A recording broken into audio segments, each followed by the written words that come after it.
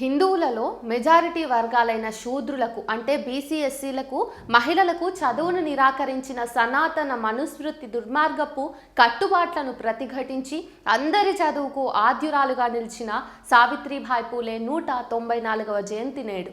మనుధర్మం కారణంగా చదువుకు దూరమైన క్రింది కులాల వారు మరియు బాలికల కోసం దేశంలోనే మొట్టమొదటి పాఠశాలను 1848లో మహాత్మా జ్యోతిరావు పూలే పూణేలో స్థాపించారు. అందులో ఉపాధ్యాయురాలిగా సావిత్రిబాయి పనిచేయటం కుల దురహంకారులకు నచ్చలేదు. ఆమెపై వేధింపులకు పూనుకున్నారు. పాఠశాలకు నడిచే దారిలో ఆమెపై బురద చల్లటం, రాళ్లు విసరటం, అసభ్యకర పదజాలంతో దూషించడం వంటివి చేసేవారు.